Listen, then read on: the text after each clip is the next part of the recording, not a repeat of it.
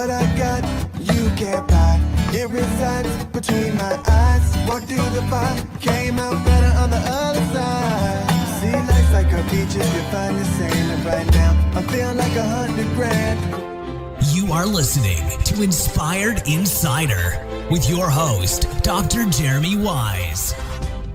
Dr. Jeremy Wise here, founder of InspiredInsider.com, where I talk with inspirational entrepreneurs and leaders. Today is no different. I have Dobbin Buck of GetUWired.com. And Dobbin, before I formally introduce you, I always like to point out other episodes people should check out of the podcast. I have to talk about our mutual friend, Ian Garlic. I did an episode with Ian. Obviously, he runs VideoCaseStory.com, and he helps people capture great client stories. I don't know if you knew this, Dobbin, but he comes from an entrepreneurial family. And one of the stories he told about his dad had live dolphins in a restaurant.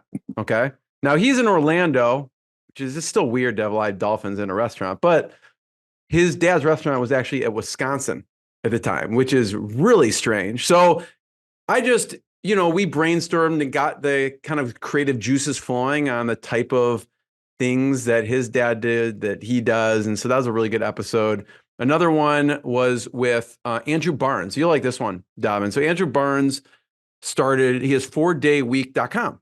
And he talked about the 4-day week and how kind of the flexible work revolution can increase productivity, profitability, and well-being. And Dobbin has shifted to that over the years to take Mondays off, to do fly fishing and take care of himself. That was really interesting because it's a bit counterintuitive, right? You'd think, and you even experience this, Dobbin, which is like, my 5-day week is jam-packed. Now I'm taking away a day, and your partners are like, you sure about this? We'll talk about it. Okay. But that was a really good episode. Travis Makishin, also founder and CEO of Glide Design, who I interviewed, also decided to go to a 4-day week, and he talked about some of the things he was doing. So check those episodes out. This episode is brought to you by Rise 25. At Rise 25, we help businesses give to and connect to their dream relationships and partnerships. How do we do that? We do that by helping you run your podcast. We're an easy button for a company to launch and run a podcast, and we do the accountability, the strategy, and the full execution. So Dobbin, we're kind of like the magic elves that run in the background to make it look easy for the host and the company. So they create great content and great relationships, but most importantly, run their business.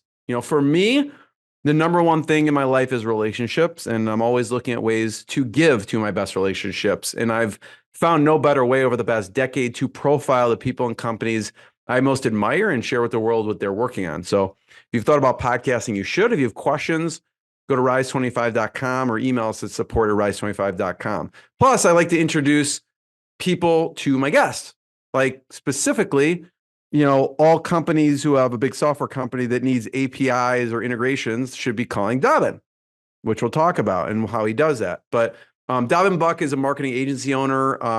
And with his partners, they grew their agency from a team of 5 to 50 over the past 20 years that they've been in business. Dobbin's expertise is in a number of things. So we'll see what we can touch on today, from culture to leadership to business development to operational efficiencies to just marketing strategy and everything in between. They're actually really interesting. If you go online and check out their company, they literally have a backwoods office. It's a really nice backwoods office, by the way, in Georgia. And he's obsessed with fly fishing. Dobbin, thanks for joining me. Thanks for having me, Jeremy. It's an honor to be here and excited to jam with you. We're going to talk about how you got into the agency life, and even before that, developing museums and the dark points that led you here. But let's just start off and tell people about GetUWired and what you do. And I'm going to, there is an audio version and a video version, so I'm going to share my screen and we're going to poke around GetUWired. But talk about what you do. Absolutely. So GetUWired is a full-service web marketing agency. We specialize in development, marketing automation, and creative content. With our clients, we're providing really a one-stop shop. So a lot of influencers, different entities, different nonprofits, businesses, from small business to enterprise level endeavors are coming to us. And so we're able to create all their web properties, integrate complex systems that perhaps they're leveraging, and really provide them with a team that can lock arms with their vision and provide an outcome that is both enjoyable in regards to the journey they take with us, but also what we're able to provide. And we've really hung our hats on the fact that we're highly technically competent. So we have 15 full stack developers. So a lot of the SaaS companies that we're partners with and leverage in our tech stacks have actually taken us on as they're as vendors. So they're our clients, and we're doing integrations and development in the software systems that we actually use, which is a real honor, such as Keep, CRM system, and Active Campaign, and a number of others that we're honored to work with on a regular basis, helping to expand the features and usability of their system. So it's been a really fun and incredible journey. Well, Dobbin, it's hard to find developers, good developers. And the funny thing is, I remember listening to an interview with you talking, at one point, they were all in Georgia, probably North Georgia, right? So correct. Talk about your philosophy around that. It was obviously important enough. It's hard enough to find developers. Now you're like, I'm finding top developers and they have to be in Georgia.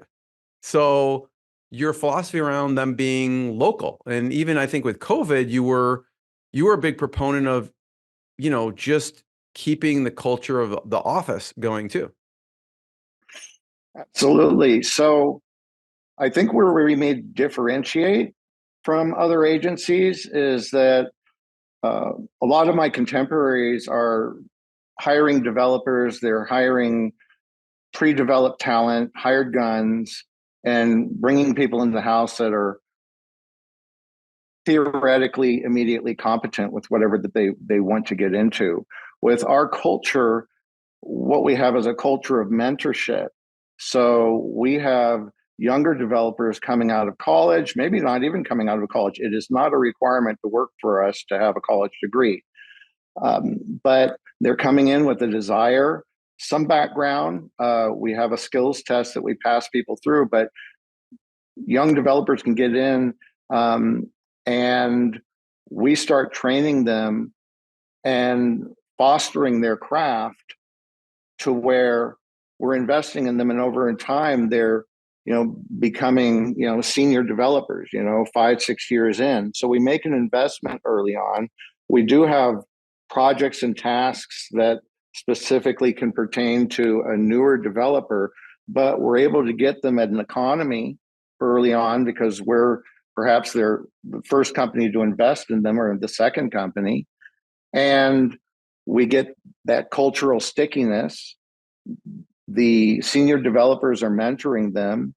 We're guiding them on their career path within our company.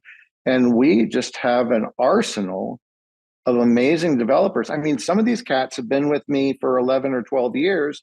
They came out of college single. They're married now with 3 kids, own a house, and are like responsible adults. You should have seen them when they came in.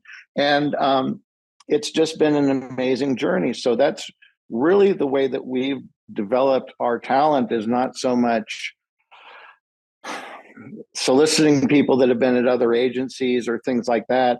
It's really homegrown, and it's served us well. And the key to it is having a culture of training and mentorship and a willingness to invest in these people. And when we have people beyond the early indoctrination phases of being a developer, we wind up arriving at a 70-30 rule. So 70% of a developer's time needs to be billable, directly billable to whatever projects we're working on. But we leave 30% of their time actually to the mentorship, ongoing training, and cultural initiatives, to where they have really breathing room to grow as a professional in their craft and personally grow through some of the program that we have internally.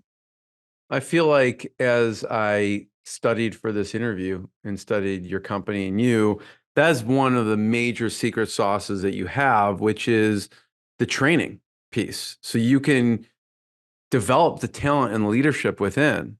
And that's a huge advantage. Talk about some of the things you do.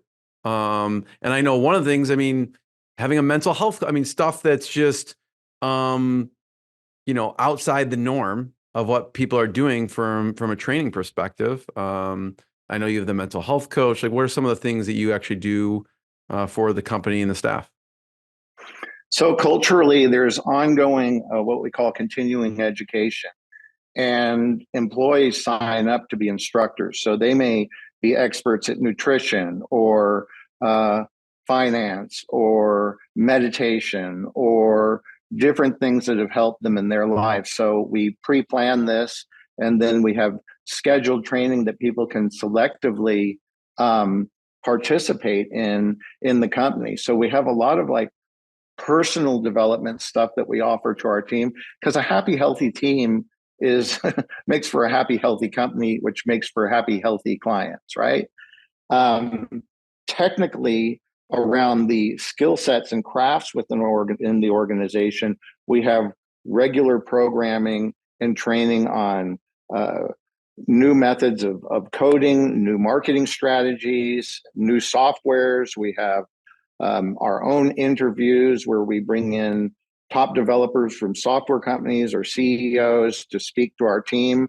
And they're generally willing to do it because, they'll show up and, we'll have 40 some people on the webinar, all eager beavers wanting to absorb this stuff.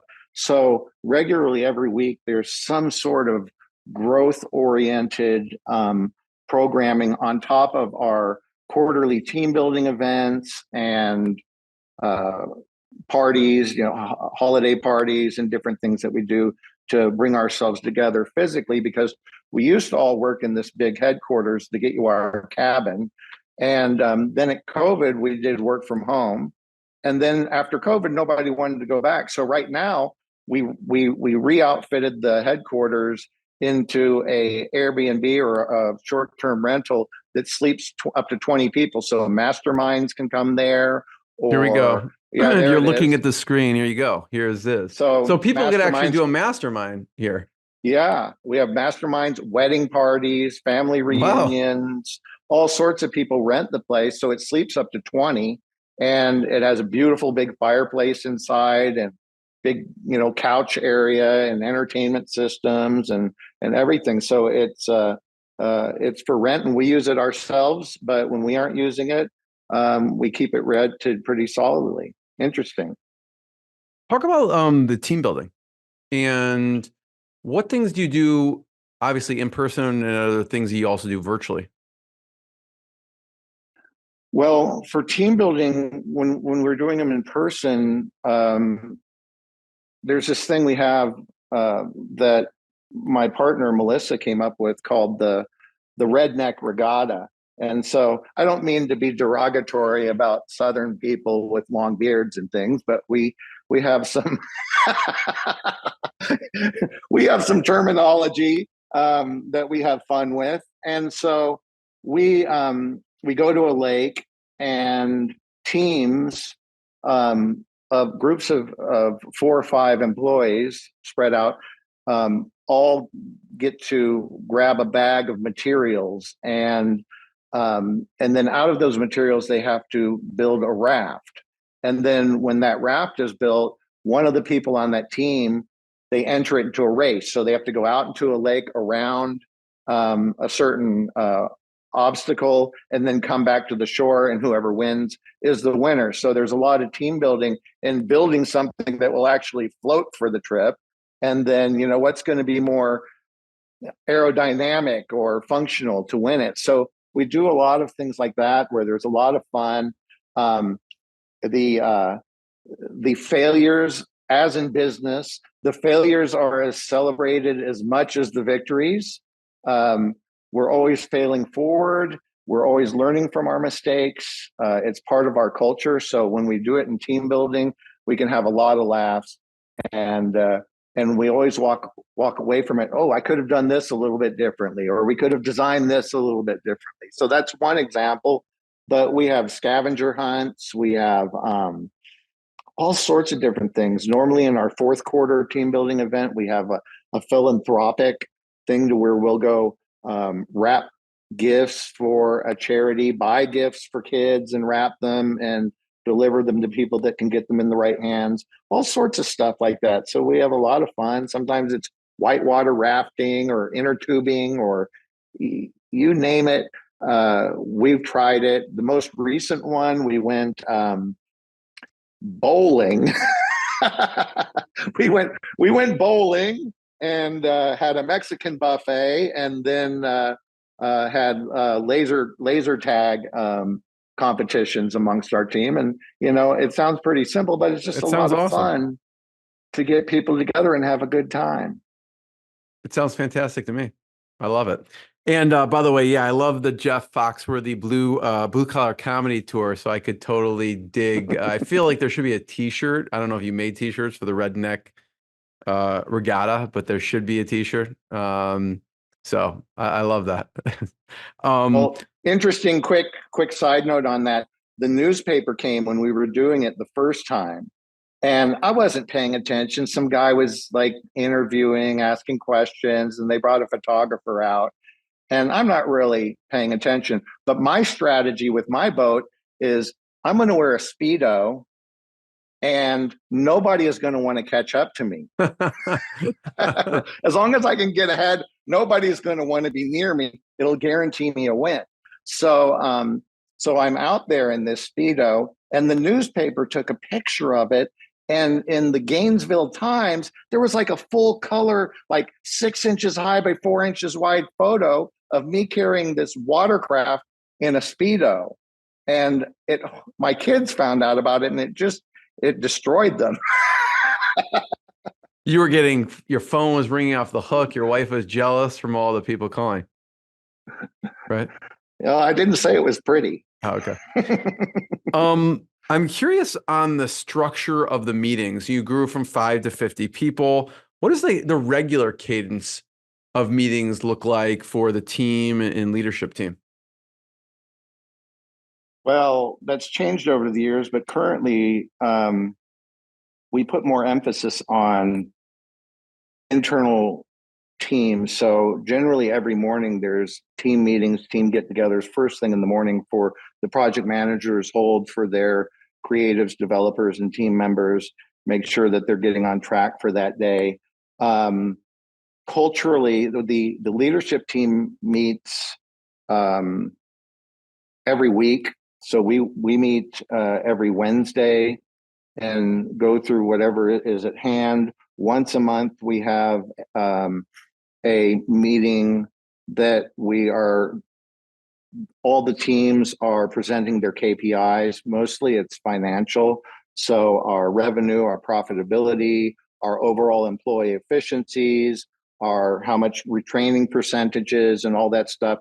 We track a lot of things for tax benefits. So like retraining credits, different things like that.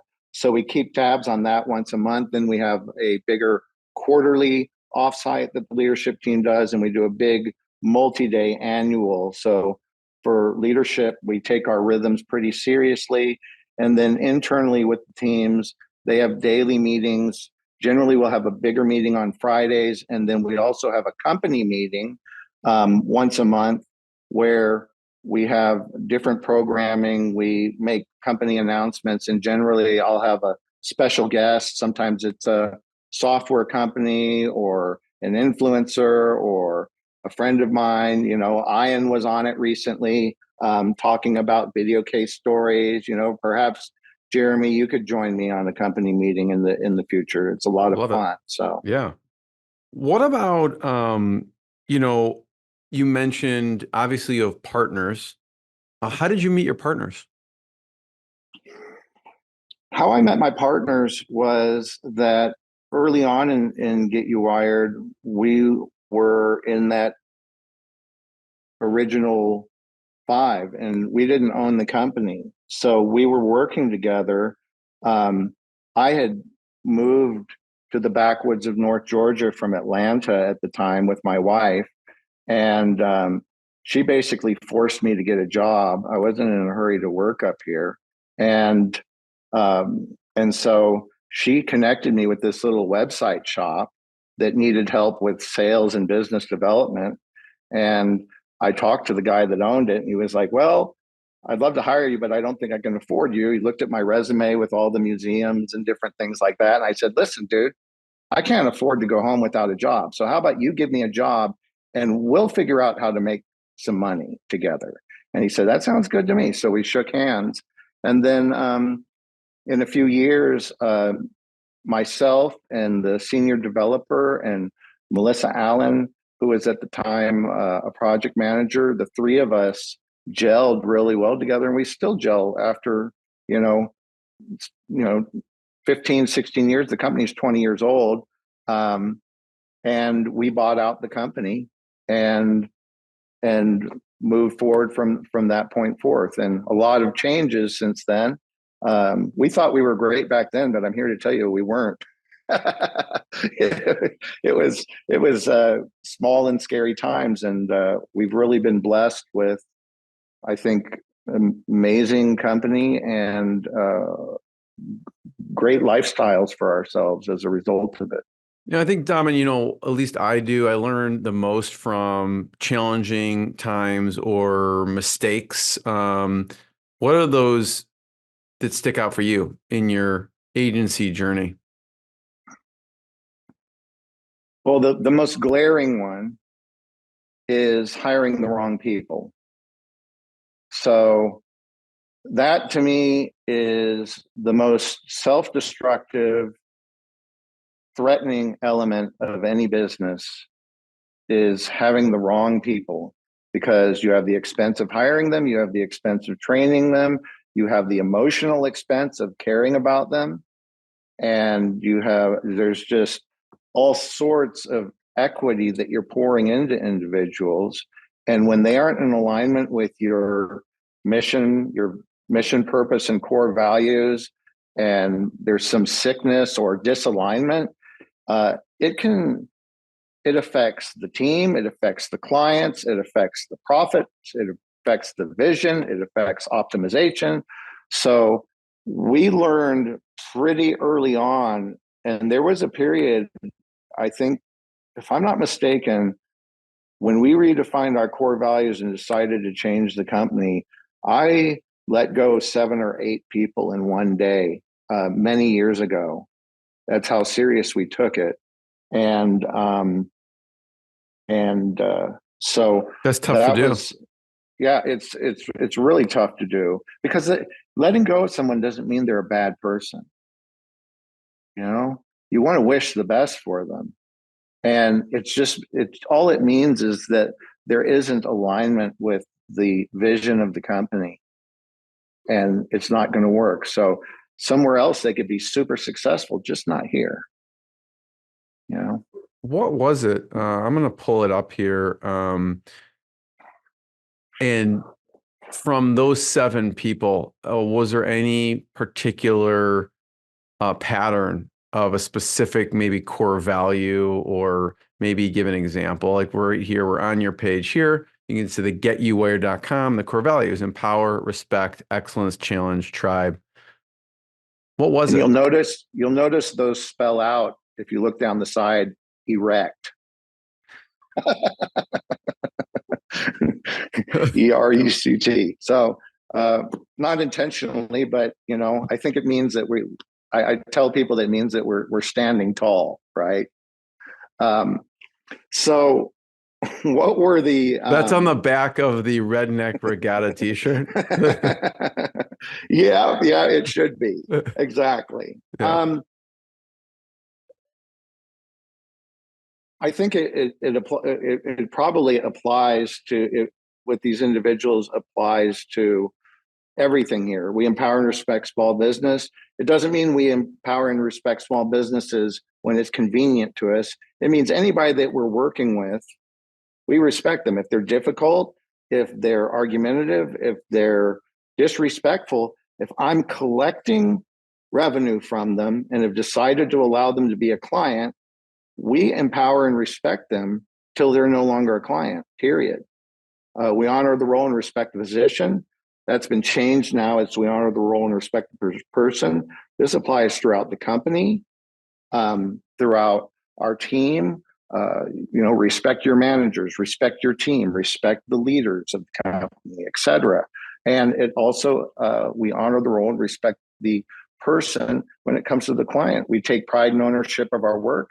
That means we do our best, and we're continuing to build our craft. We're continuing to develop our craft to be the best that we can at what we provide our clients.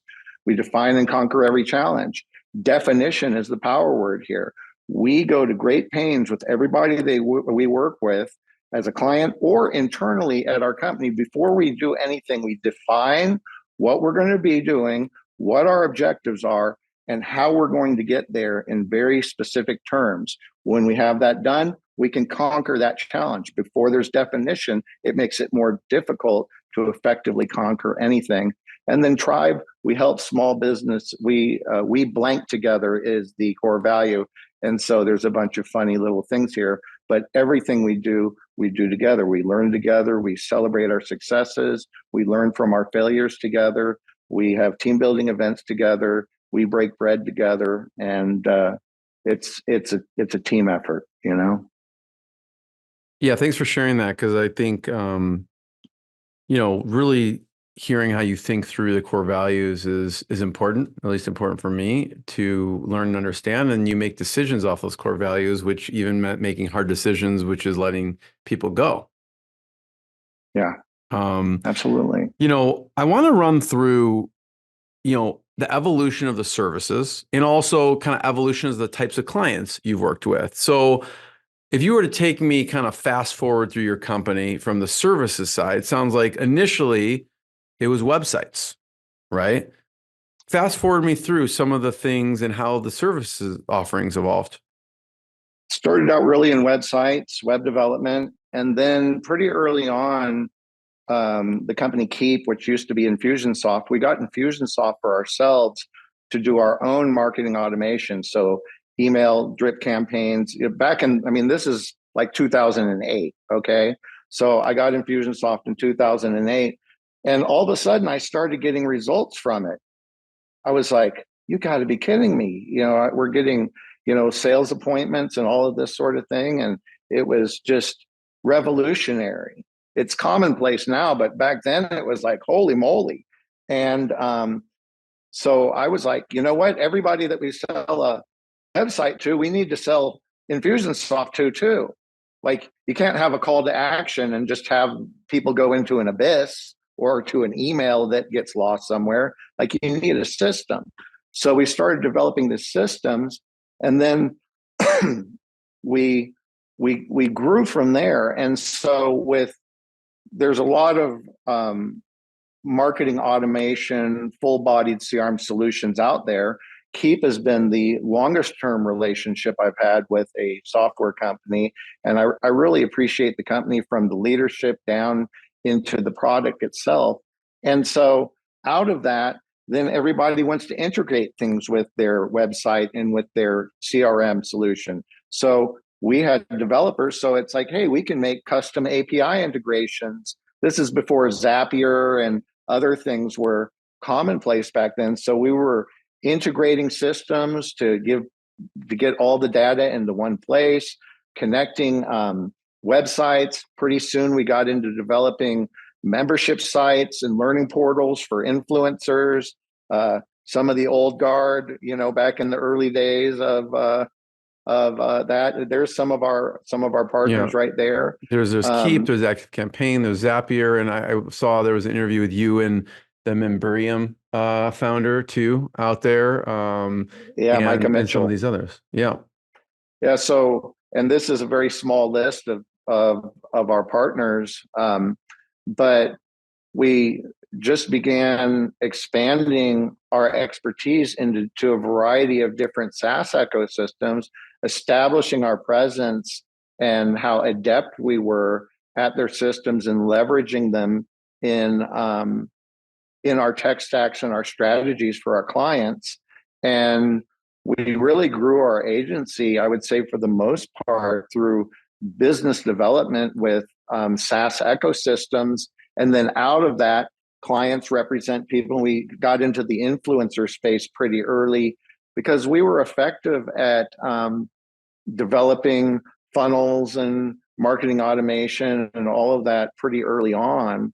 And I mean, you make we've these had a lot of fun services with it. stickier ultimately, right? I mean, like, so for instance, like Memberium may be like, hey, these people need some help, and you have these partnerships built up with these companies, and you're helping these customers really use these software or systems to its full effect.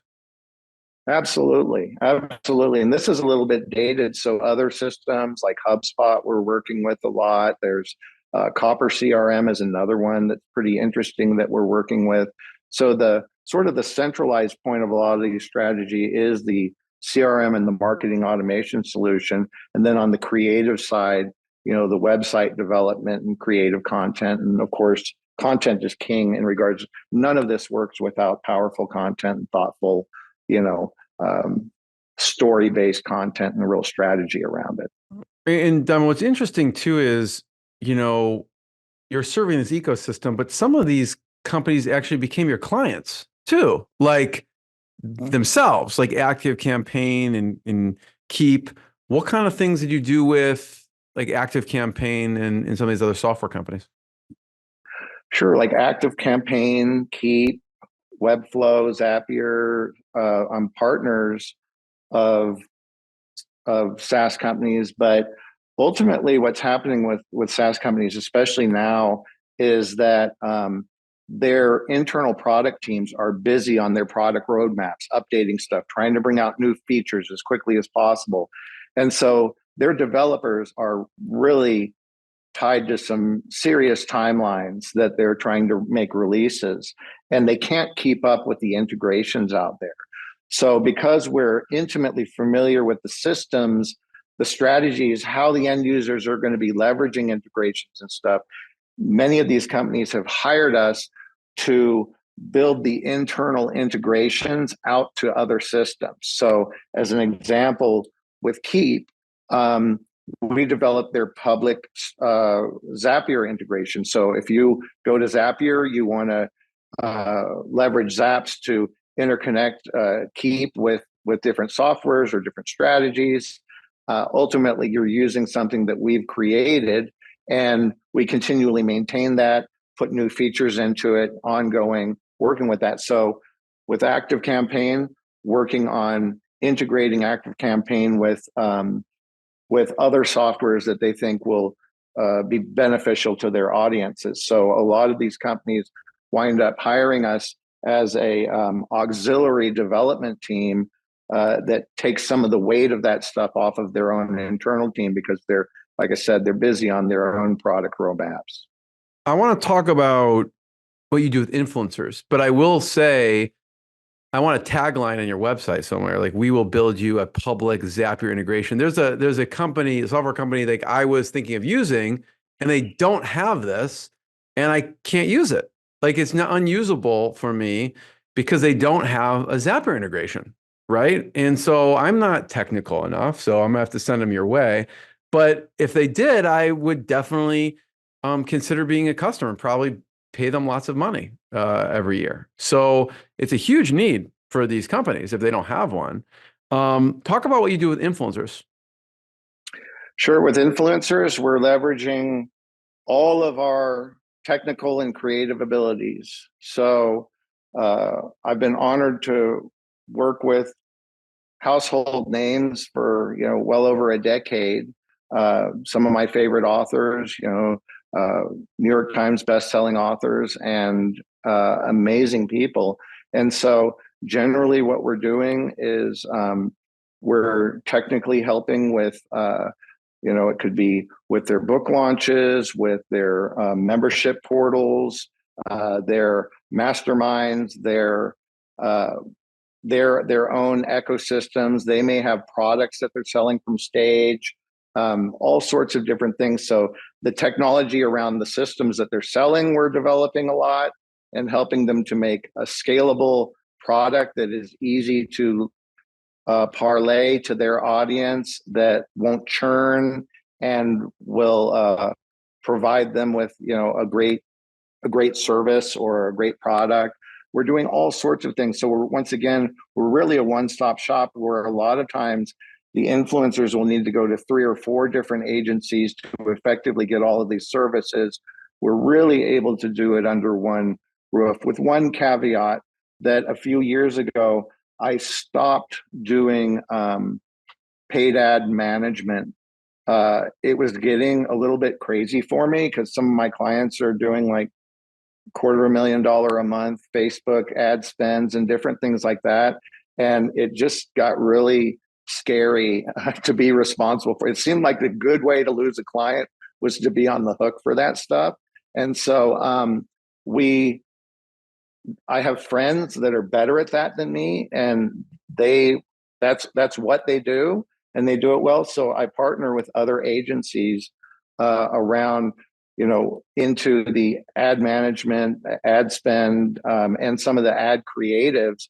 And then we really focus on the funnel and all of the, all the systems beyond that. So we've made some great partnerships, and I think it's better for our clients, because you can't be a master of everything, and particularly that discipline. Not to speak poorly of agency or anything, but they're few and far between, the agencies that really know how to do it. And it's a smoke and mirror show out there, that a lot of people aren't getting their ROI on investment for that. It's a tough decision, especially to stop doing something when your clients are demanding of you. It takes discipline. And I was talking to an agency owner the other day and this very topic, and that was my thought. They're thinking of integrating it into their company and doing it. I'm thinking it's a whole nother skill set and a whole nother set of issues, problems, processes, systems. So sounds like you kind of just tested it out and then went back to just specializing in what you wanted to do. You mentioned, books. I'd love to hear some of your favorite resources and some of your favorite books, whether it's leadership, business.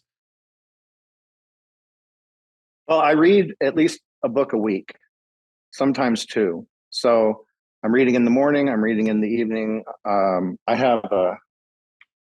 always have within reach a Kindle that doesn't get alerts or anything like an iPad or other things, and I can read in the darkness, not alert my wife. So I'm constantly reading. I've read the canon of business development books and how to grow a company and all of that sort of thing. So, you can only imagine. I've read everything in the last 15 years. But what I will draw attention to is, and what I'm reading now, is I'm reading non-business books.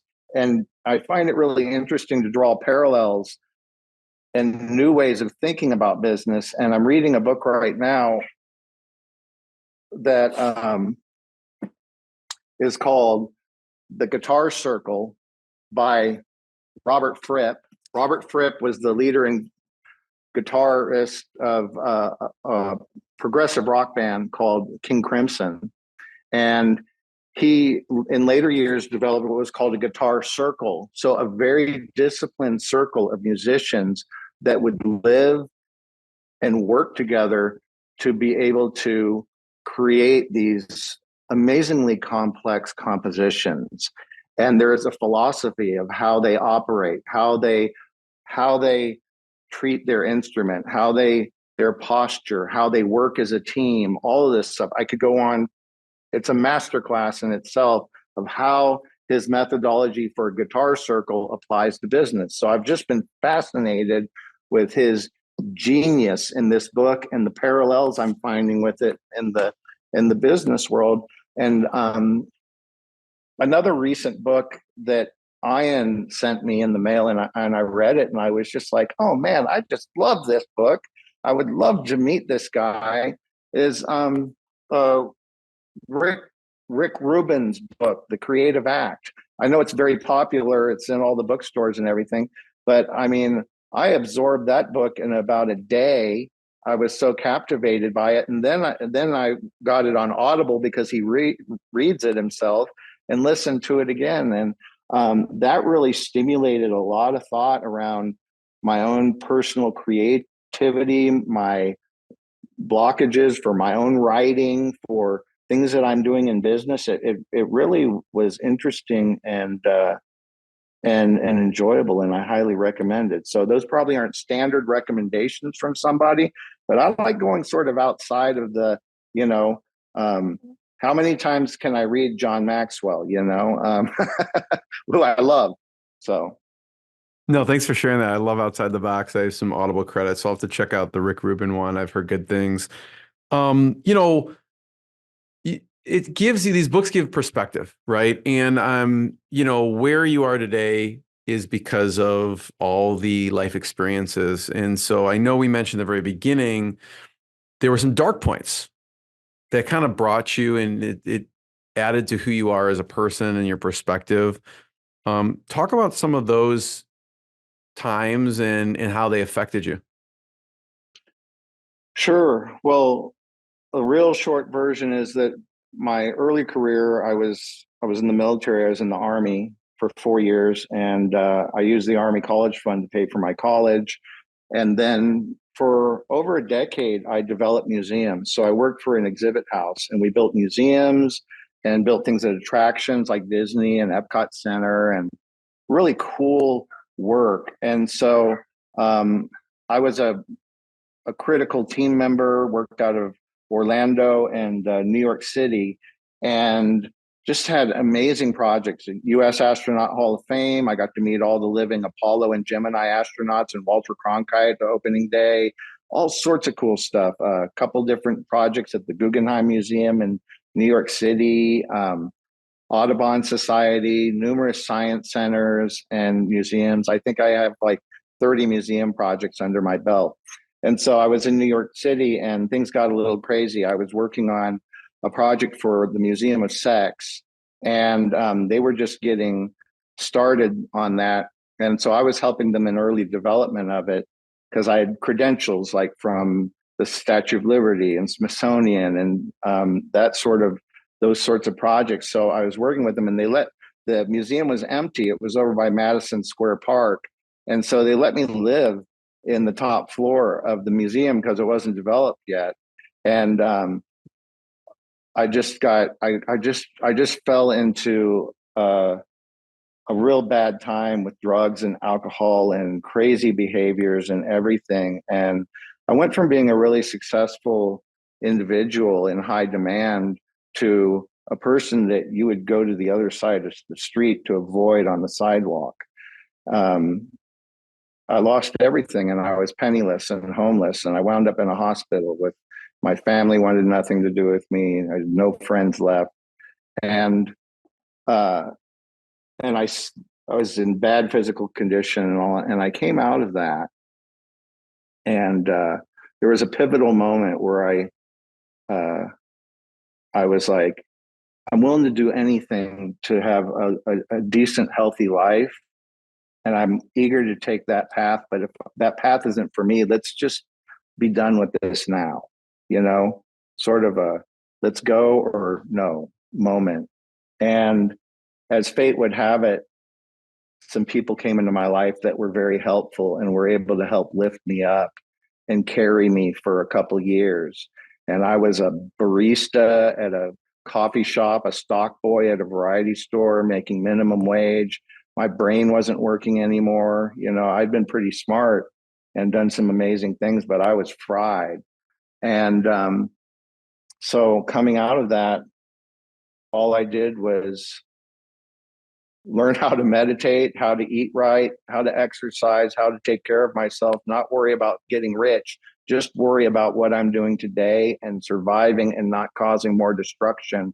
And I left all my contacts out of, my old business connections and everything. I never went back to them. I was net new, and I went forward and I started over again.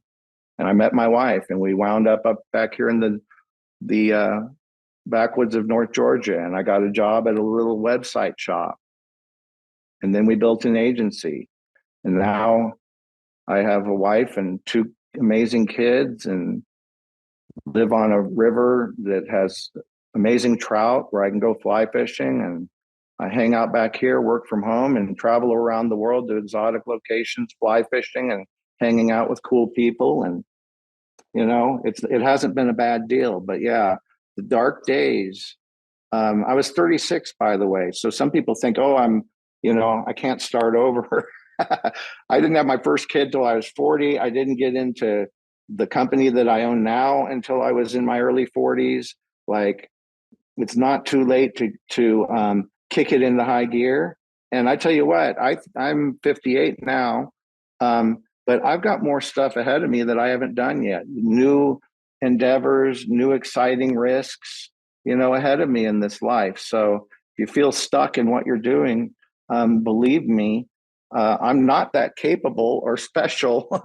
I surround myself with great people, and I play my role, and and I have a decent life as a result of it. And marketing in the world of agency, and a lot of these software ecosystems and people like you, Jeremy, have supported that, and allowed us to grow and help a lot of clients, and also feed a lot of families on my team. So yeah, interesting.